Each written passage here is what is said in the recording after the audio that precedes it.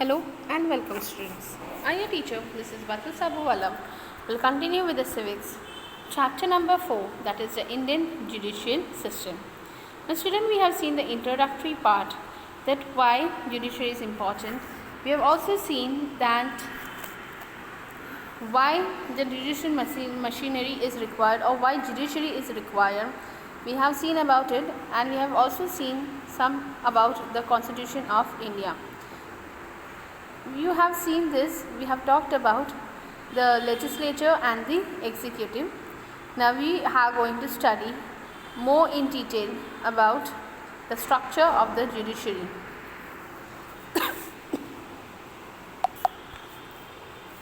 In the judiciary, it is the Supreme Court, the High Court and the District Court, or you can say the Session Court. Now let's see more in detail about it.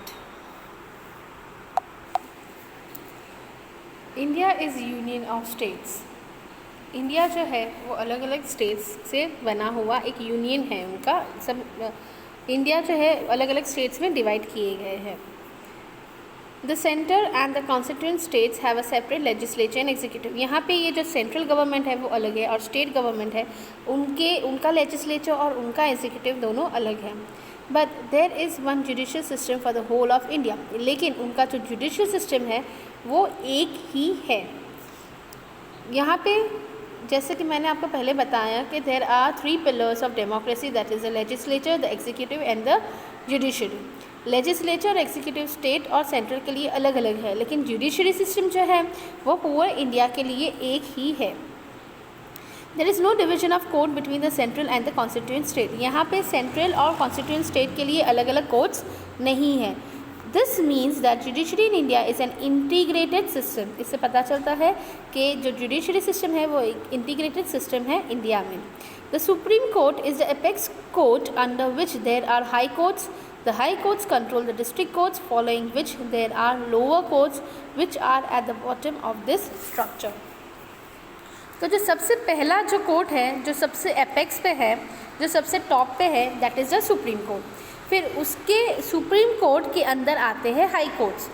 ना high courts जो होते हैं वो हर states के लिए अलग अलग high court होता है. कुछ स्टेट्स को मिला के भी एक हाई कोर्ट होता है. उसके बारे में, हाई कोर्ट्स के बारे में हम नेक्स्ट वीडियो में पढ़ेंगे. ये जो हाई कोर्ट्स है ये डिस्ट्रिक्ट कोर्ट्स को कंट्रोल करते हैं, जो सबसे लोअर कोर्ट्स माने जाते हैं, जैसे कि मैंने आपको पिक्चर में बताया. तो अगर हम यहाँ पे देखते हैं तो सबसे एपेक्स पे सबसे बड़ा जो है, सबसे ऊपर कौन सा है? सुप्रीम कोर्ट है. फिर उसके नीचे है हाई कोर्ट और उसके नीचे है डिस्ट्रिक्ट कोर्ट या सेशन कोर्ट. अगर आपको कुछ फाइल किए हैं, जैसे कि आपने केस डाला है डिस्ट्रिक्ट कोर्ट के अंदर, वहाँ पे आप सेटिस्फाई नहीं है तो आप हाई कोर्ट में अपील कर सकते हैं. अगर हाई कोर्ट के जो वर्डिक्स है उससे आप सेटिस्फाई नहीं है तो आप सुप्रीम कोर्ट में अपना केस फाइल कर सकते हैं. So let us see more about the Supreme Court. This is the Supreme Court which is been situated at Delhi. And यहाँ पे जो चीफ जस्टिस ऑफ इंडिया होता है वो होता है head of the Supreme court. President ये चीफ जस्टिस को अपॉइंट करते हैं और बाकी अलग जो जजेस होते हैं सुप्रीम कोर्ट को, उनको अपॉइंट किया जाता है with the advice of the Chief justice. तो प्रेसिडेंट चीफ जस्टिस को अपॉइंट करते हैं और बाकी दूसरे जो जजेस होते हैं सुप्रीम कोर्ट को, उनको अपॉइंट करते हैं. यहाँ पे जो सबसे सीनियर मोस्ट जज होता है उसे as a chief justice appoint किया जाता है. अभी हम थोड़ा ब्रीफ में देख लें कि जुडिशरी, चाहे वो एक कंट्री में हो, चाहे वो एक अर्बन एरिया में हो, सिटी में हो या विलेज में हो, लेकिन laws for each and every one is the same. यहाँ पे जजेस जो है वो फियरलेसली अपना काम करते हैं. और यहाँ पे आप देख सकते हैं in every way, in the parts of whole of India you can see that the justice is been carried out. तो अगर हम आगे पढ़ते हैं about the Supreme Court. So students, Supreme Court, the Chief Justice of India, that is also known as CJI, heads the Supreme Court of India. The President appoints the Chief Justice of India and other judges of the Supreme Court. By convention, The senior most judge of the Supreme Court is appointed as the Chief Justice. यहाँ पे यहाँ पे जो president, India का जो president होते हैं वो चीफ जस्टिस को अपॉइंट करते हैं, और यहाँ पे जो सबसे सीनियर मोस्ट जज होता है सुप्रीम कोर्ट का, उसे as a chief justice appoint किया जाता है। President on the advice of the Chief Justice, वो दूसरे जजेस जो सुप्रीम कोर्ट के होते हैं उन्हें सिलेक्ट किया जाए, उनको अपॉइंट किया जाता है। The judiciary should not work under any kind of pressure. यहाँ पे जो जुडिशरी है, जो न्याय है, वो किसी प्रेशर में नहीं होना चाहिए। The independence of the judiciary is maintain so as to enable the जजेस to fearlessly carry out the function of giving justice. For this purpose the constitution has made the following provinces. जो judiciary है, जो justice है, वो सही होना चाहिए, वो किसी के प्रेशर में आके जो स्टेटमेंट होता है, जो जस्टिस होता है, वो किसी के प्रेशर में आके ना करे।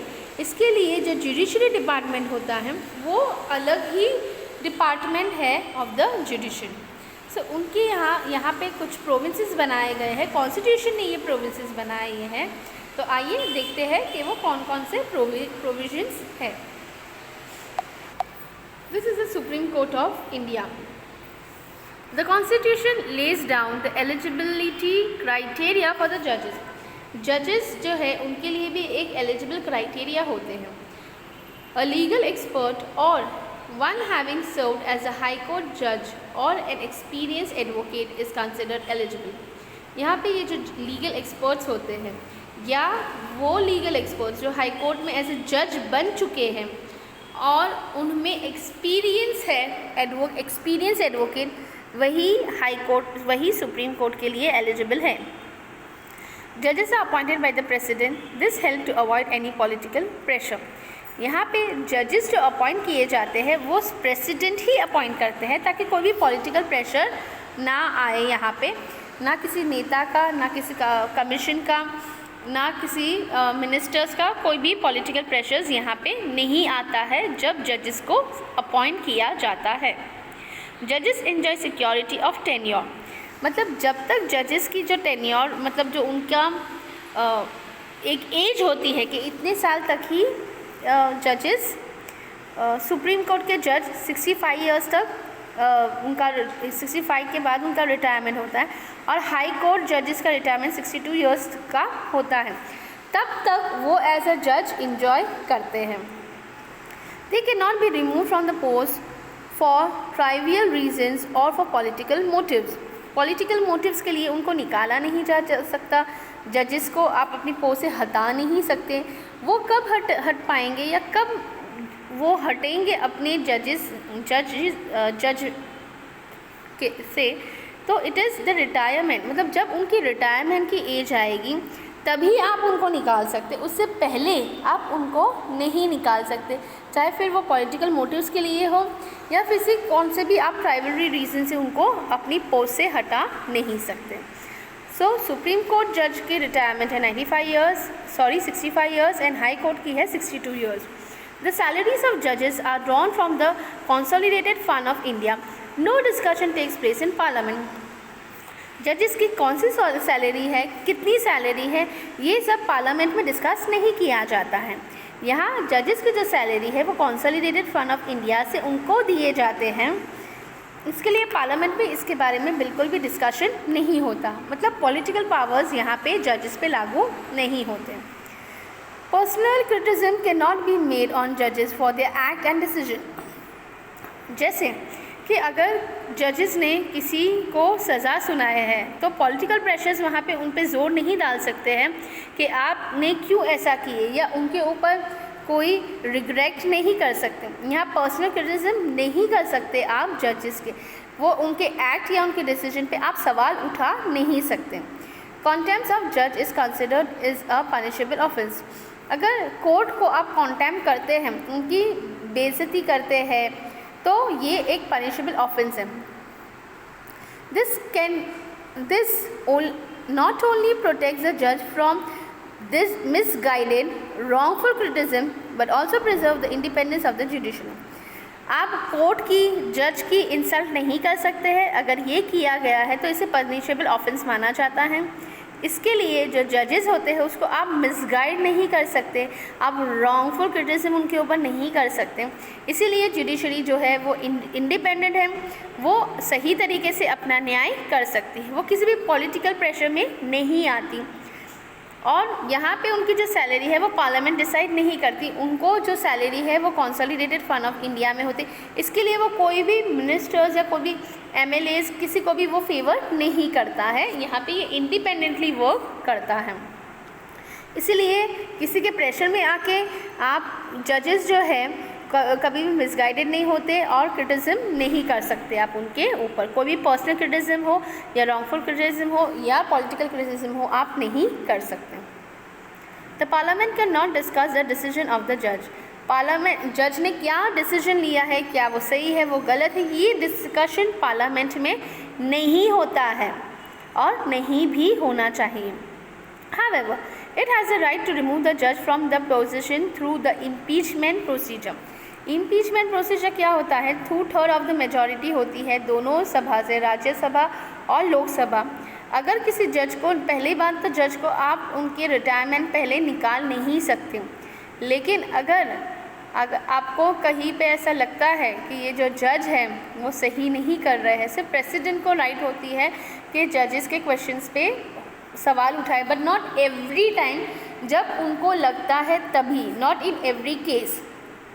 सो यहाँ पे जो जजेस है आप उनको निकाल नहीं सकते, लेकिन अगर आपको लगता है कि ये जज जो है वो सही इंसाफ नहीं कर रहे हैं तो पार्लियामेंट थ्रू इम्पीचमेंट प्रोसीजर क्या होता है? 2/3 मेजॉरिटी होनी चाहिए from the members of the Lok Sabha and Rajya Sabha, और वो जो उनको वोट देते हैं उनके against, that is impeachment procedure. तो इसी तरीके से जजेस को with the you can remove only through the impeachment procedure. So students, आज हमने देखा है कि जजेस की क्या क्या पावर्स होते हैं और किस तरीके से जजेस को अपॉइंट किया जाता है। आज हमने देखा है स्ट्रक्चर ऑफ जुडिशियम, जिसमें आता है सुप्रीम कोर्ट जो सबसे अपेक्स में है। We have seen about the high court and Supreme Court, जो उसको हम हाई कोर्ट के बारे में हम थोड़ा डीप में करेंगे। Now in the next chapter we are going to see what are the functions of the Supreme Court, what is judicial activism and public litigation, interest litigation, that we are going to study in the next part. So with this student, I just end my video over here. Thank you.